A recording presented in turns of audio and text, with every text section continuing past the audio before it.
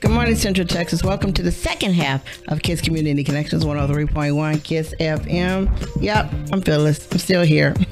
But before I talk to my next guest, we're gonna talk about a subject, once again, my favorite, and it should be yours too. And it concerns our president. There's an election commission that he has put together, and the election commission's job is to contact each state's election commission and get your personal information into their database, which would mean your social security number, which would mean how you vote and who you voted for. Number one, that's not needed. There's no need for a national elections commission. There's no need for one, and there's no need that commission needs your information. There's no reason for them to have it at all. So that's going on now, and I will say that the Texas State NAACP and the League of Women Voters are fighting back. We're actually suing his election commission, and we're going after the state of Texas to say, don't release it. We're telling Texas, do not release it. Don't release it. And do we need your help? Yes. How do we need your help? We just need your voice. So I will let you know. Yes, I'm part of that fight, because if it's a good fight, I'm always in it. But how you can help is we need you to, and I'll give you my email address. It's jonesphy@yahoo.com. And what we need from you is you just simply say why you think that they don't need your personal information. Because like I said, they don't have your personal information. First of all, the commission never existed till he invented it. That's first. That's another matter of control. It's another matter of giving another agency your information to do with it what they want to do. Also, if you think about it, it could be voter suppression, because they get to find out not only that you voted, but who you voted for. So that can take away some of our rights to vote, how we vote, because we're giving another group of information that, like I said, is not needed. And so if we never fight for anything, we need to fight for the right to keep our own personal information from getting into the hands of people that don't need it. So I gave you my email address. You can Facebook me or whatever, but I need to hear from you, because we're going to continue the fight. We're going to continue to fight. But you know what? A fight is better when you have people behind you and with you and on the side of you and in front of you with that. So like I said, this commission's job is to get your information. So we're going after Texas, and our national office of NAACP and the national office of League of Women Voters. It's going nationwide. So they're going to every state saying, do not release this information. Do not release it. We did file our complaint in the Texas Supreme Court. We've done that. We've got a stay so far right now, and that's pretty good. That means we did get some leeway, but now it's time for us to get your support in what we're doing. Because like I said, if we claim that we care and we know we have a voice and you want to keep your voice, then we need to step up. We need to say something. We need to do something, because you know what? If we don't, then what? If we don't and we let this happen, then what? We'll be complaining, and the complaints will lead nowhere, because who cares? They won, you didn't. The complaining doesn't do anything. So we need to step up to the plate. Say no, we don't want this to happen. No, we don't want this done, and fight back, because like I said, it doesn't make sense. And to me, this is impeding on my civil rights. It is my civil rights, yours, everybody's, but I'll say me, this is my, you don't get the right to get this, especially when I know you don't need it. So like I said, let's fight.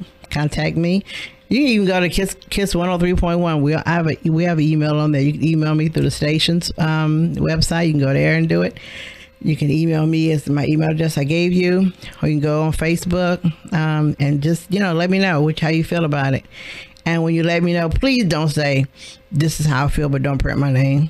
Don't do that, because you know what? It has no weight. I can't say 30 people said that they don't want their name, but they saying no. No, be brave and be tall and stand up and say, hey, listen, this is who I am and this is what I want to say, and I don't feel it's right. so that we can go into fight with all the armor that we need to help you. So that's my speech and my political talk. Oh, also Monday, early voting begins. I know, for what? Well, if you live in Cove has all their elections in November, their city and school board elections in November, but also there's a constitutional election. There's 7 propositions for the Texas Constitution. So I invite you to go to vote.gov, votetexas.gov, find out what they are and vote accordingly. I know you're going to say I didn't hear about it. Of course you didn't. I'll say, no, you didn't know about it. You didn't, because it's never been in the papers really blash bang. And it's just been one of those silent things. And, sometimes when those little silent things come up, there's something that you need to read. So just go to your website, go to votetexas.com. And those 7 Constitution amendments will be there. You need to vote. And early voting, like I said, starts on Monday the 23rd. Okay, now, we did talk about breast cancer, and this is October, and it's Breast Cancer Awareness Month, but that's also Domestic Violence Awareness Month. And like I said, you heard me before, and I'll say it again, I'm not going to mention one without the other, because one should not outshine each other, because they're both major concerns, and some of them crisscross. Some of the women of domestic violence also are survivors of breast cancer. Some might even have breast cancer. So we can't separate them and say this is more important than that. During the month of, during this month, I know one day we had pink day to dress, and I wore purple. I did. People looked at me like I was crazy, but I'm like, you know what? You're wearing pink, that's cool, but I'm wearing purple, that's cool too. So we're going to do this together. This young lady, I'm looking at her right now. I met her a little while ago, differently. But anyway, she's doing something amazing for domestic violence. And I'm always proud to know that women who step up and say, hey, look, it's me, it happened to me. Not it happened to someone on television, on the movies. I'm not saying it's not important, but I can't be tangible to a movie. I can't be tangible to, somebody knowing someone, but it does make it tangible when you're actually looking at someone and saying it. So good morning, Martha. How are you? Good morning. I'm doing okay this morning. How you doing? I'm doing great. So domestic violence. First of all, you have an organization. What's its name? Yes, it's called Not Broken. And it's dealing with domestic abuse for women's and men's, because men both and women's go through it. So the men's same. We got to find out a way to wake up our men. Right. They need to get rid of some of the machoism, but that's okay. Right. Okay, so you were, well, put it this way, I'll say you are a survivor of domestic violence. Yes, I'm a survivor of it. Counting about 10 years survivor. So when you first met him, was he great, cool?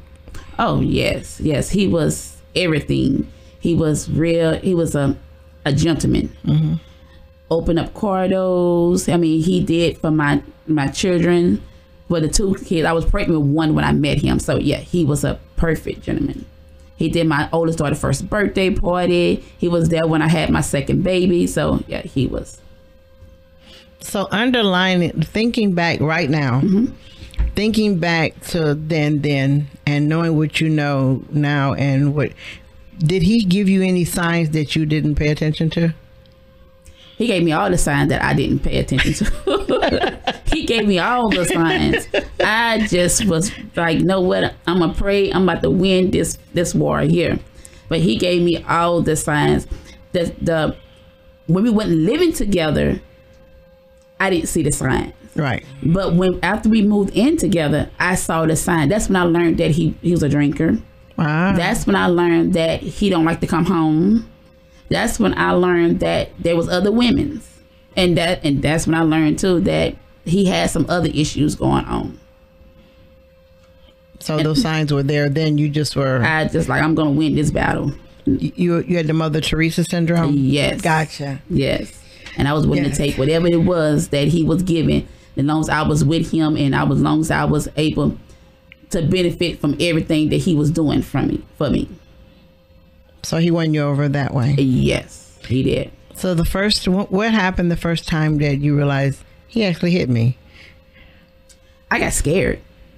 I grew up being a tomboy. Like, I was a fighter, but I got scared. And like, I had never had to fight a man before.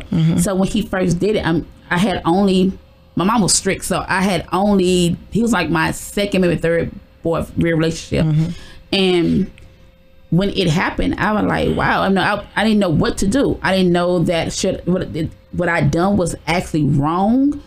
It just drew me close, and I know I got to do better. I got to do better. Whatever makes him happy to keep me and him together, I'm gonna have to do it. So it scared me, but it drove me closer to him.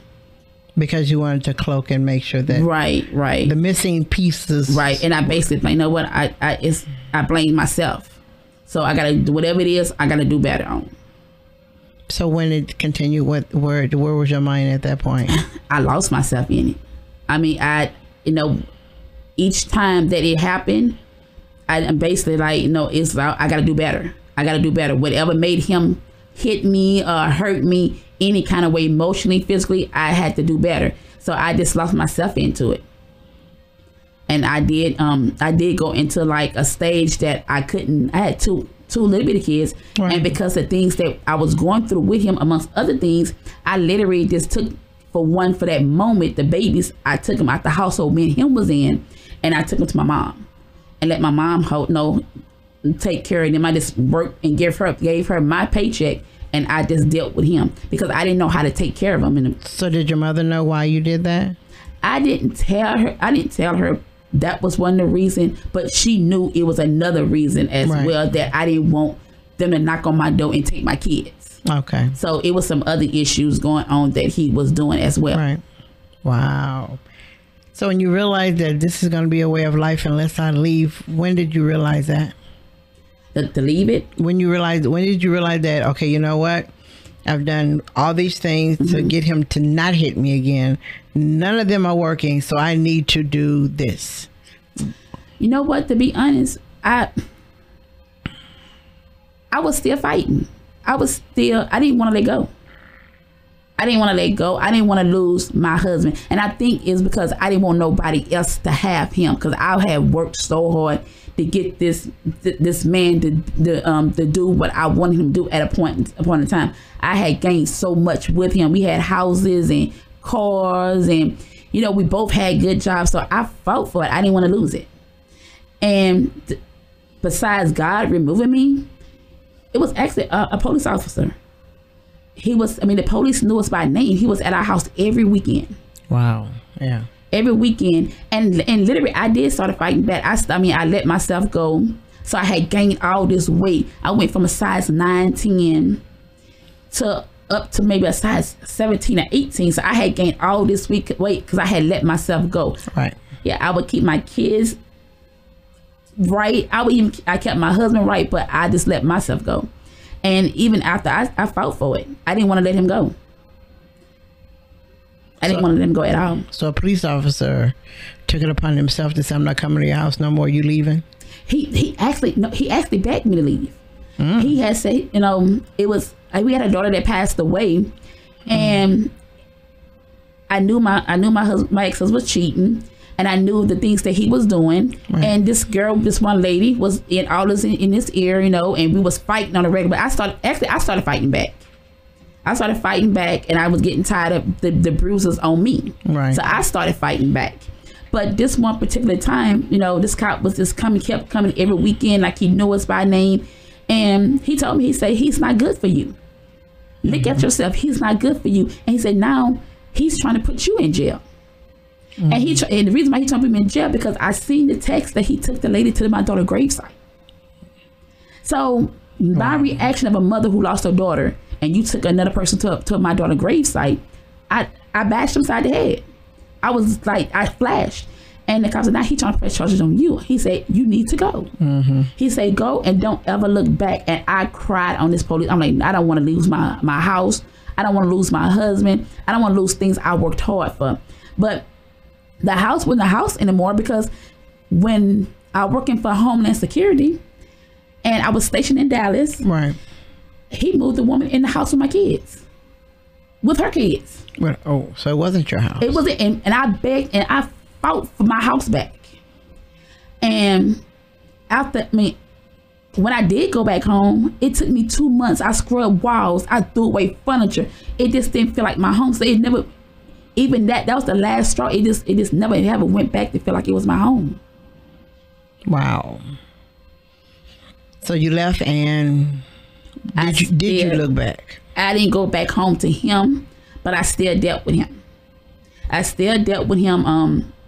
When I went into my own, he would in order for him to see me, he would come see our kids.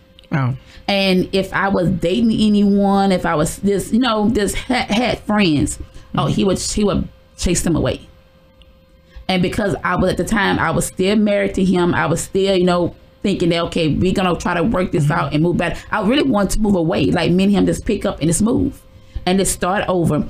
And it was, as it went by, I didn't see it was going to happen. Right. But I felt like I was the other woman. I felt like I was the side chick because he was living with this other woman. And then he was hiding his vehicle in my garage. And I felt like, wait a minute, I'm your wife, but it felt like that I'm the other woman now. Right. Wow. And it went on for years. I let it go on for years before I decided to just wake up one morning and say, I can't do this no more. Right. And even then he told me to say, no, you can't go nowhere. You can't do nothing without me. Really? So you just going to pack up and leave? Yeah, I think I need to. Because it's the only way I'm going to get my life back. Right. And get you and find out who you are. Right. Because at that point you weren't you. You were whatever he wanted you to be. Right. I was that. And the one thing he didn't like for other people to compliment me. So I try not to look presentable so they wouldn't compliment me. Okay. Yeah, so, but he would be dressed to the T. My kids would be dressed to the T. But I could probably count the outfits I had in my closet. But his side would be full of stuff. And my kids' closet was full of stuff. But you could just literally count my stuff. Because he didn't like people to compliment me. And if they did, that was a fight. Either I was sleeping with that man. Right. Or something went on further down the line. And so, I just lost myself in the whole thing. So how did you rebuild? I left out of Louisiana.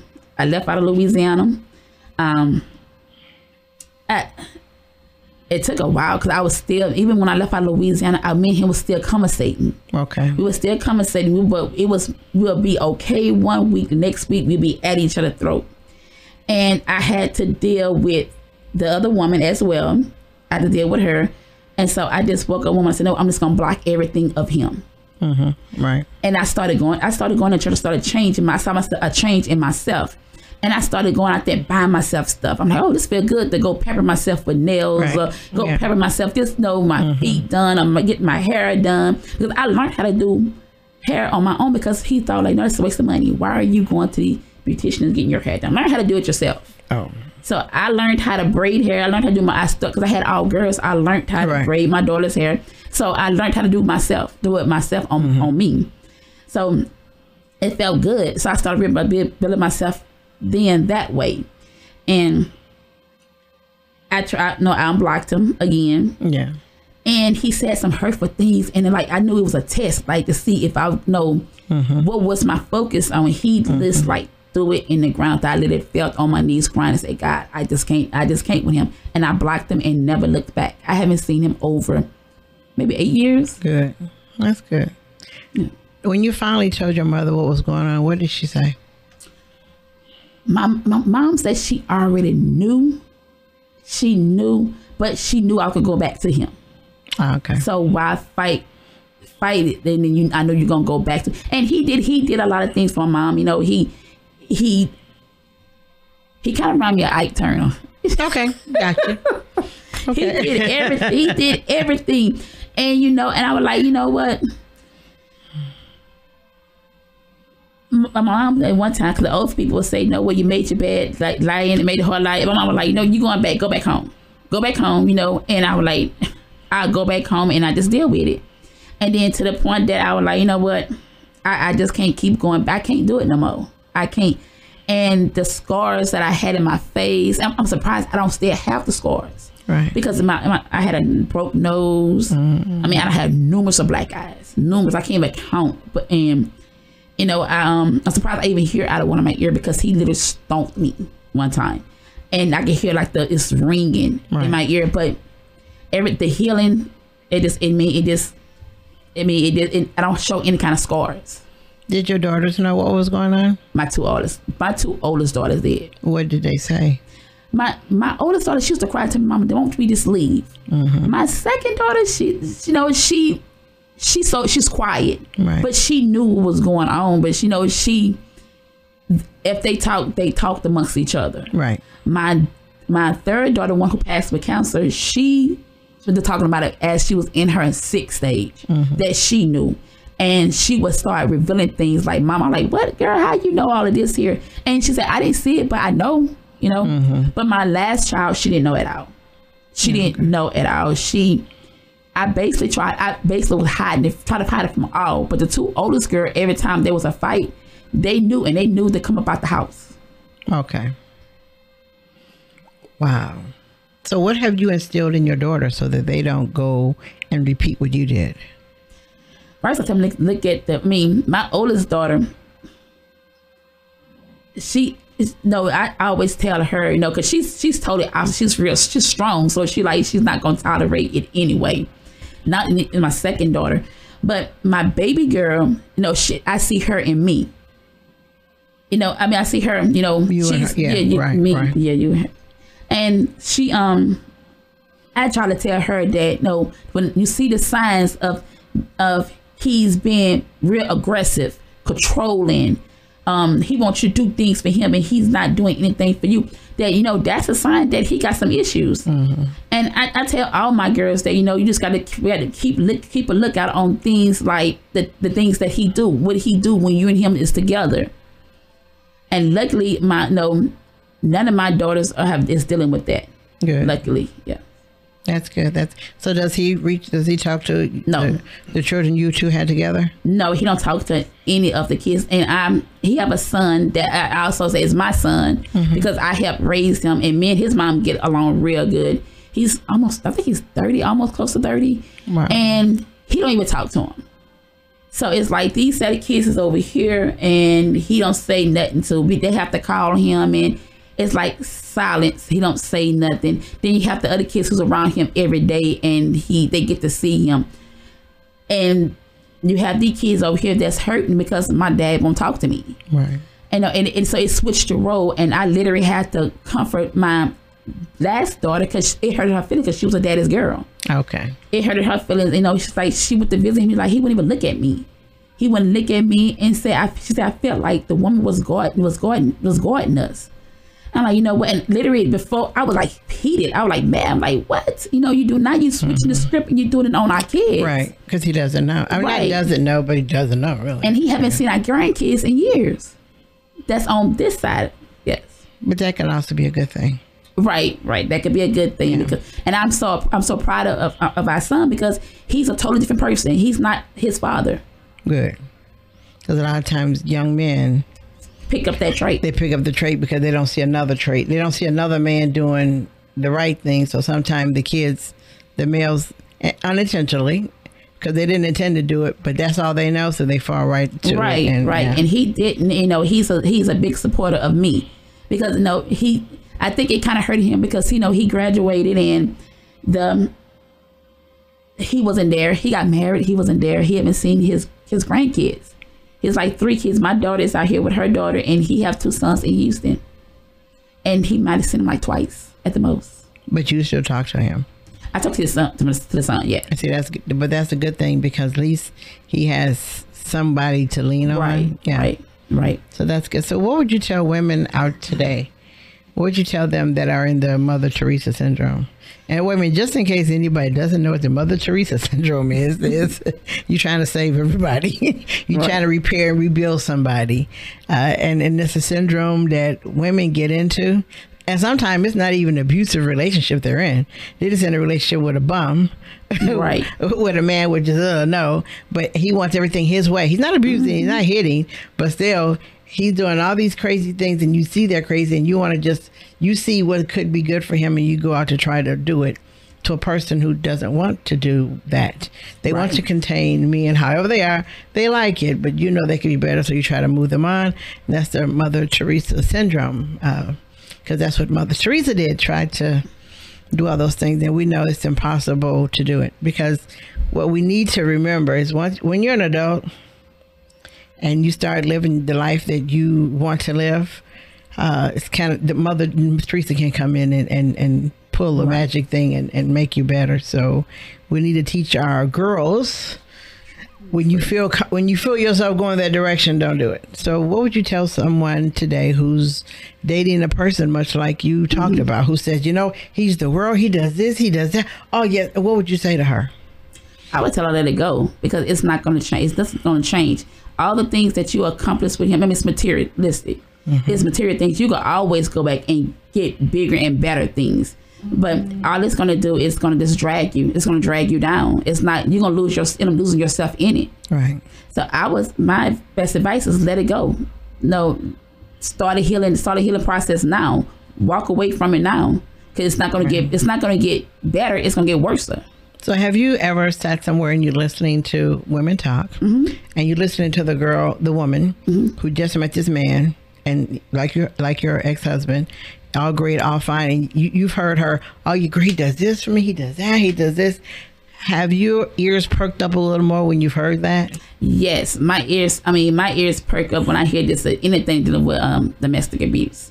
I had a young lady who was talking to me last week. Her and my daughter, they're friends, and she was telling that she thought the guy was a good guy, and literally she lost herself in it. She was trying to kill herself. Okay. And he was beating her while she was trying to kill herself.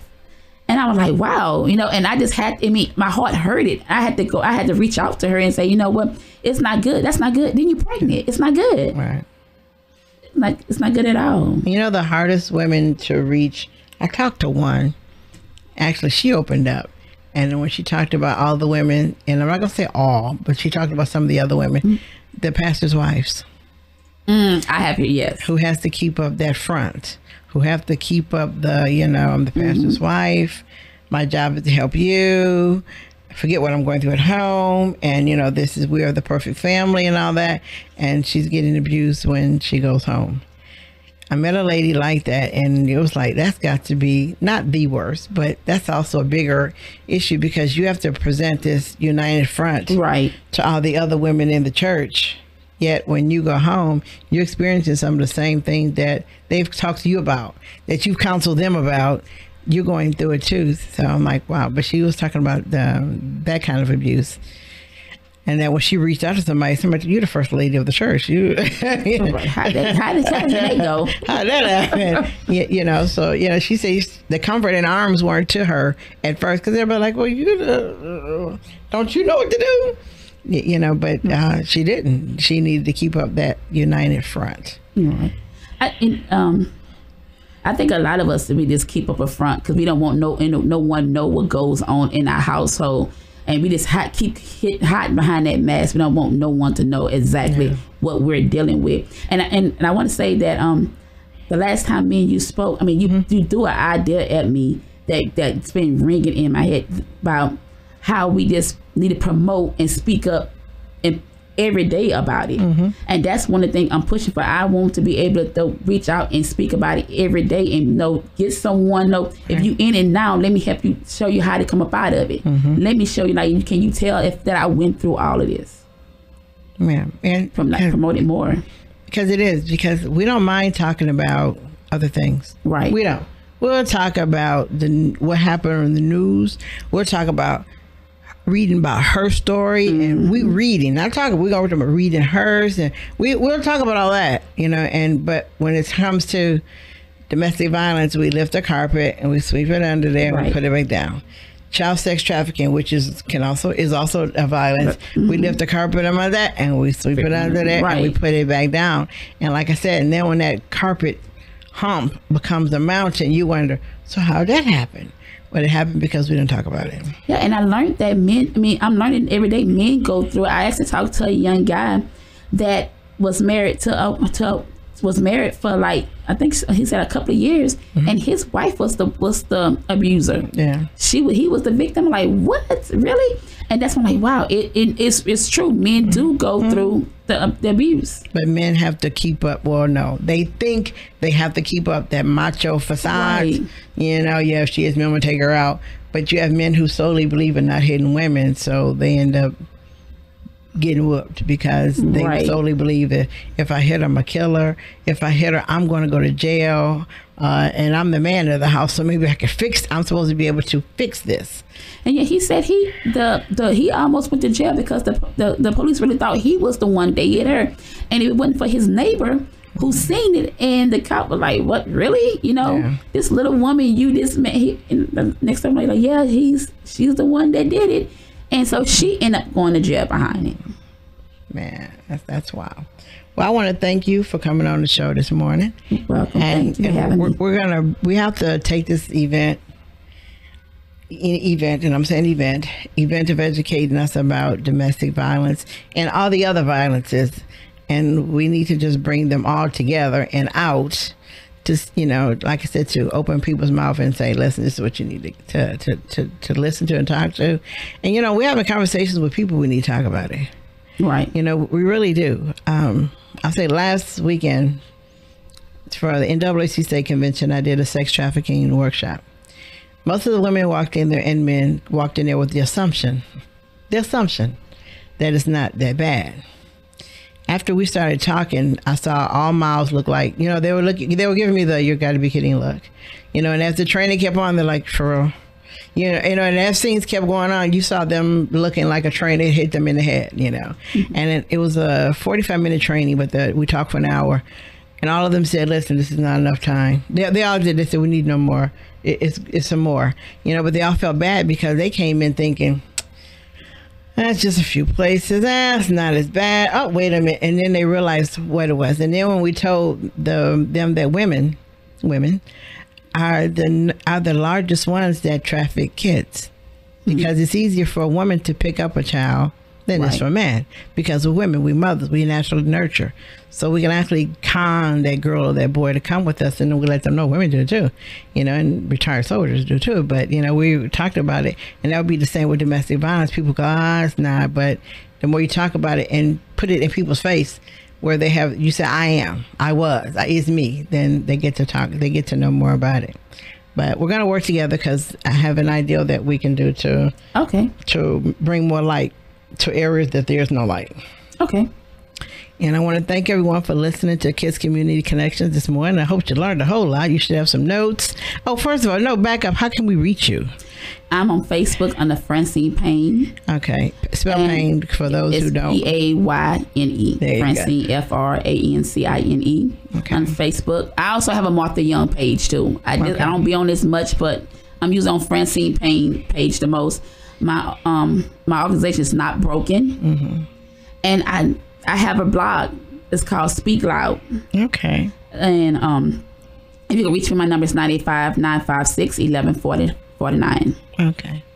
All right. So remember to reach out to Martha, and also remember back when we talked to Julie, reach out to her. But by all means, let's start reaching out. And remember what I said before, and I said it earlier, we need to be walking informational phone books. Because you don't know who you're going to meet, what the topic is going to be. But when they talk to you about it, to me, if someone talks to me about something, that means I need to do something. And not do something physically. That means I need to give them contact. Because if you come to me with it, obviously there was a reason you came to me with it. So now my job is to, not like I said, I don't have to host it or do it. My job is to say, listen, you know what? Gotcha. But I know somebody. Or I can help you with it. So remember, when someone comes to us with something, don't think that, don't sit back and go, I don't know what she came to me for. No, think of the other way around. She came to you, so there was a reason. When Martha called me one day she hit me up on the inbox, I'm like, oh, okay. So because she referred to someone else telling her what I did, I'm like, oh, okay, that's cool. You know, so I called her up and now we're friends and we're doing things together. So like I said, remember when people contact you and bring you something, it's for you to do something with it. So once again, I want to thank you for listening to Kids Community Connections 103.1 Kiss FM. I want you to always remember, you cannot lead a positive life with the negative mind. We'll talk to you next Sunday. Bye now.